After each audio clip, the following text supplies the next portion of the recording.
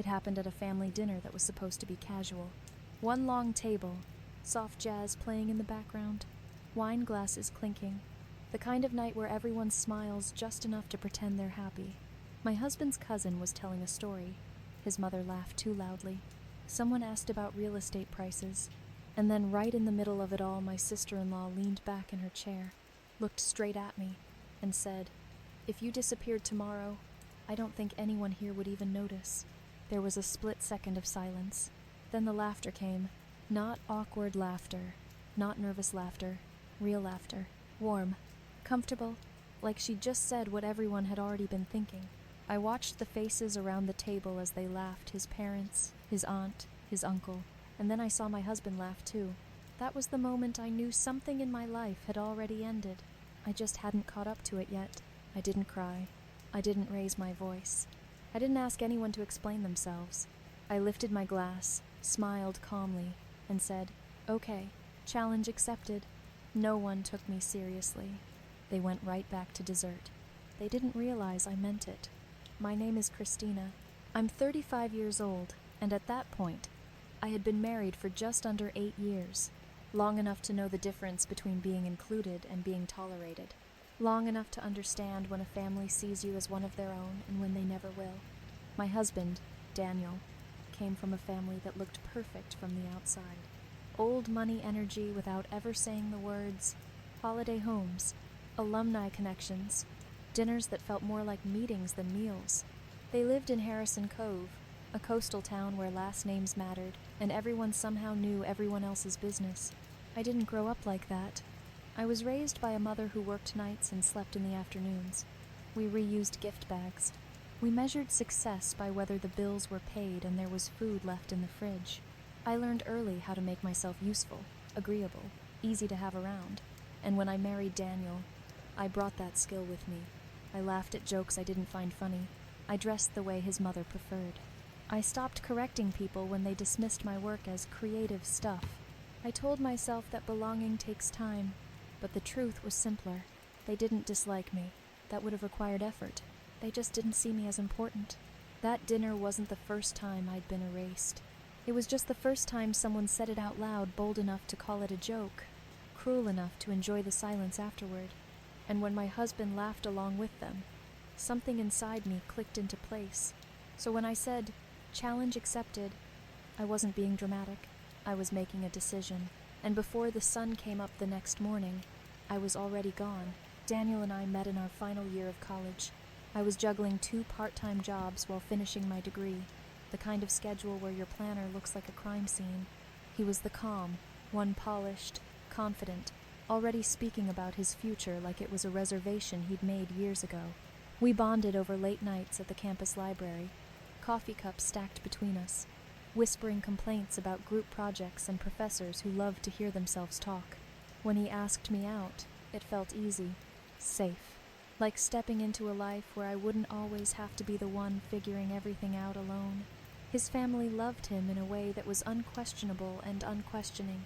Daniel was the golden boy, not flashy, not rebellious, just correct.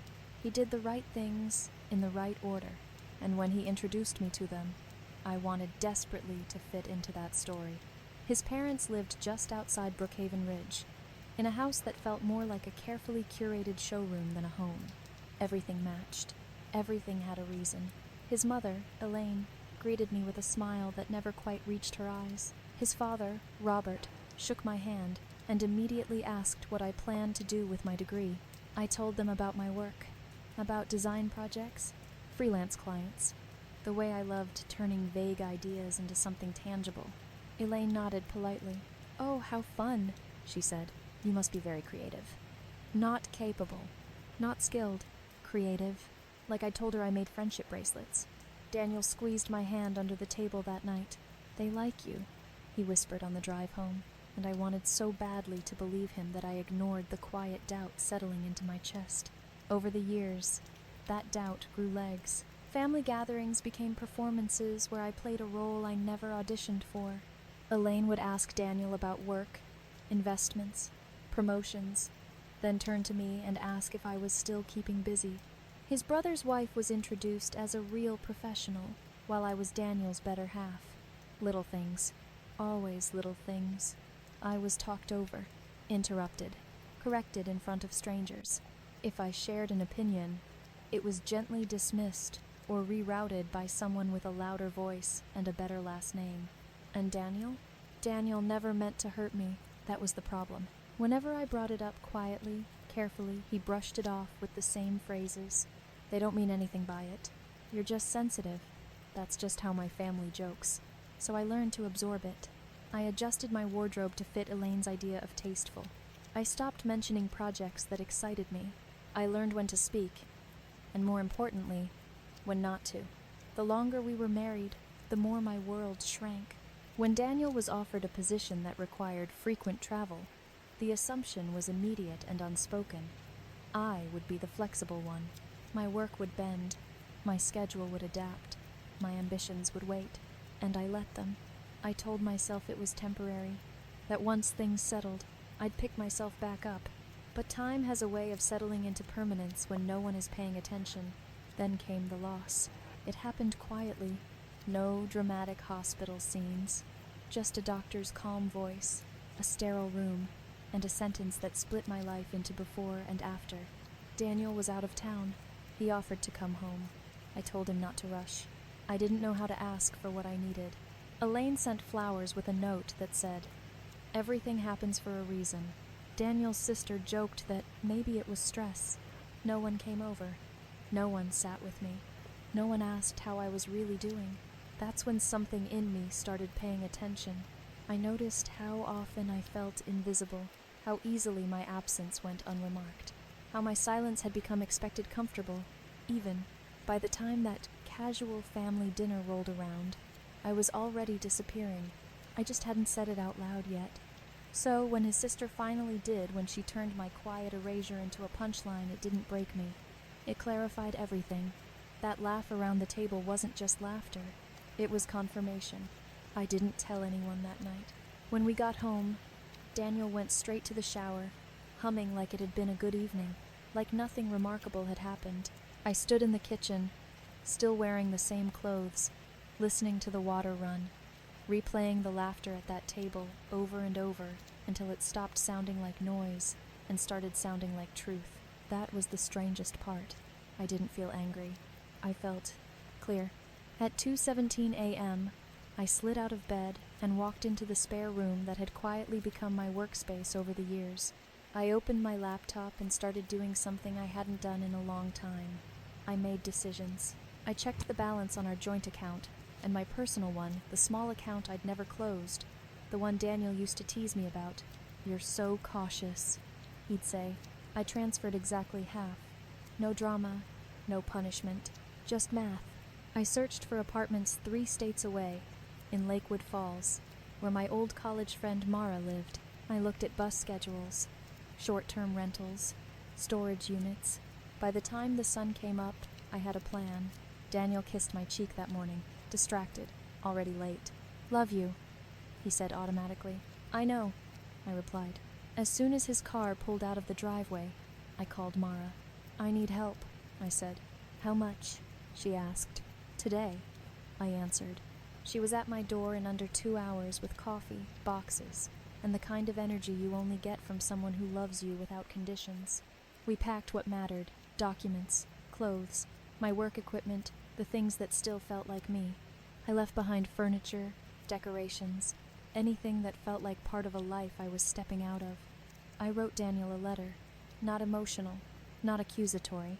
I told him I needed space, that I'd taken only what was mine, that I'd paid what was owed, that I wouldn't be reachable for a while. I didn't explain myself beyond that, because after years of explaining, I was done. I placed my wedding ring on top of the letter. Then I left. The drive out of town felt unreal, like I was watching myself from a distance. Every mile marker loosened something in my chest. By the time I crossed state lines, I was breathing deeply fully for the first time in years. I didn't announce my arrival in Lakewood Falls. I didn't post. I didn't answer calls. Daniel's messages came in waves. Confusion, annoyance, concern, anger. "Where are you? This is childish. We need to talk. At least tell my mom you're okay. Not once did he mention the dinner. Not once did he ask why. That silence told me everything I needed to know. The first weeks were rough. I cried in grocery store parking lots. I second-guessed myself at 3 a.m. I almost picked up the phone more times than I can count. Instead, I found a therapist. I unpacked years of swallowed words. I rebuilt my work slowly, one small client at a time. Jobs that paid the bills, but more importantly reminded me I was competent. I changed my number. I stopped checking social media.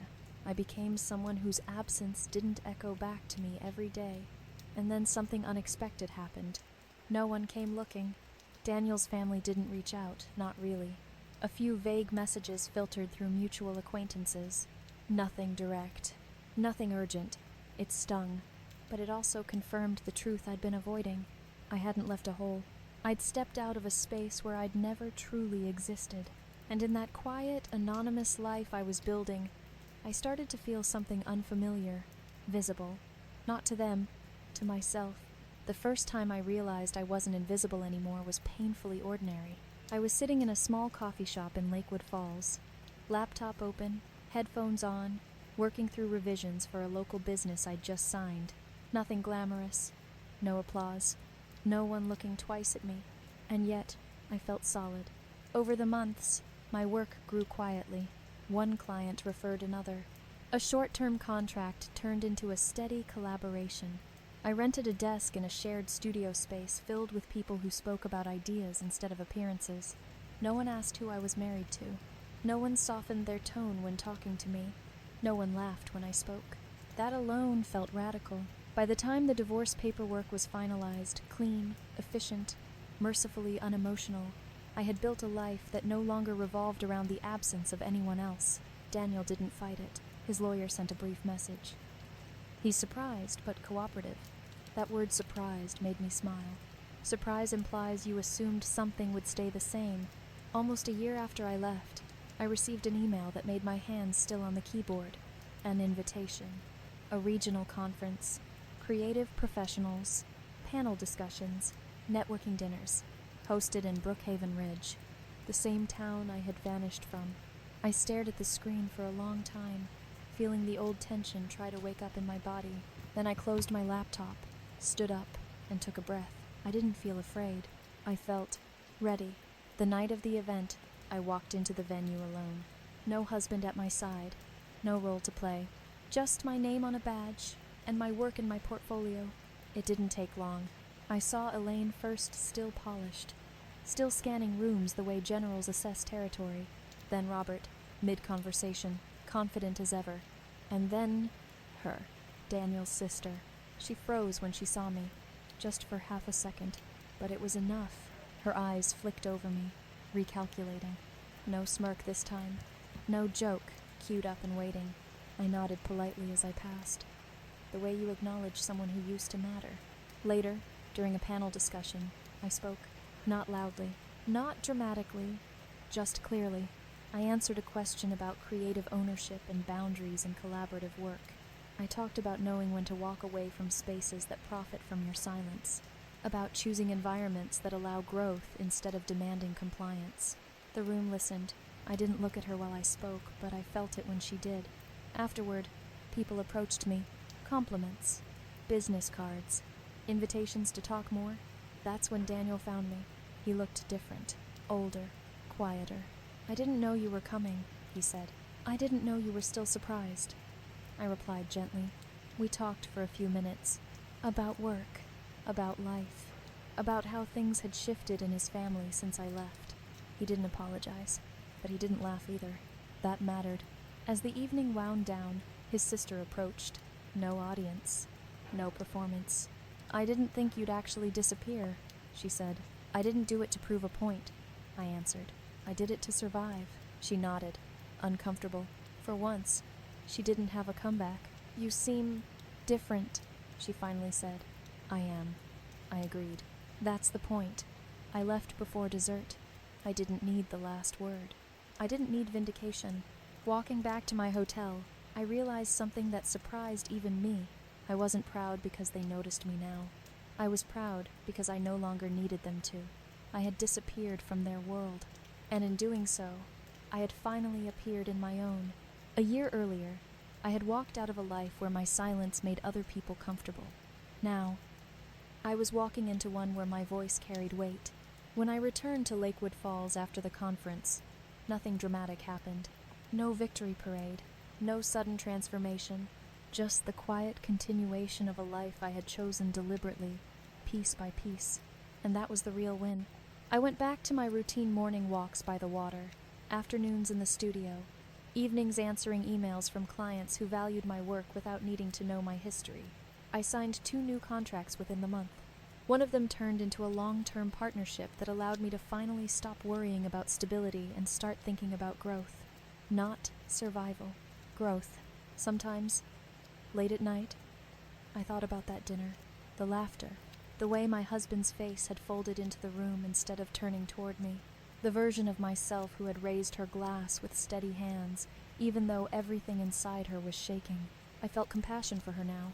She wasn't weak, she was exhausted. And exhaustion, when ignored long enough, doesn't lead to breakdowns. It leads to decisions. People often imagine disappearing as an act of drama-packing bags, slamming doors, making statements. But my disappearance wasn't loud. It was methodical, quiet, responsible.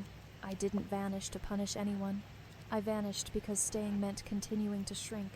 And here's the truth no one talks about enough. Sometimes you don't leave because you're unloved. You leave because you're unseen. There's a difference. Daniel eventually stopped reaching out. His family returned to their carefully balanced orbit. I wished them no harm. I simply no longer made space for them in my life. Not out of bitterness. Out of clarity. I learned that the opposite of disappearing isn't being noticed. It's being present, fully present in your own life. It's waking up without bracing yourself. It's speaking without rehearsing apologies. It's choosing environments that don't require you to earn basic respect. If someone had told me a year ago that disappearing would give me everything I thought marriage was supposed to provide, safety, autonomy, self-worth, I wouldn't have believed them. But here I was, visible to the right people, valuable on my own terms, and finally at home, inside myself. So if you're listening to this and wondering whether walking away makes you selfish, dramatic, or ungrateful, ask yourself a simpler question. Are you staying because you're loved, or because you've learned how to make yourself small?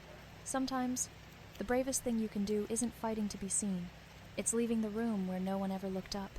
If this story resonated with you, take a moment to reflect on your own life. Maybe it stirred up old memories, or maybe it planted a question you haven't asked yourself yet. Either way, you're not alone. Stories like this exist because so many of us have lived some version of them. Thank you for staying until the end. This channel exists to tell stories that are uncomfortable, honest, and human, and there are many more coming. Until next time, take care of yourself, and don't be afraid to choose the life where you matter.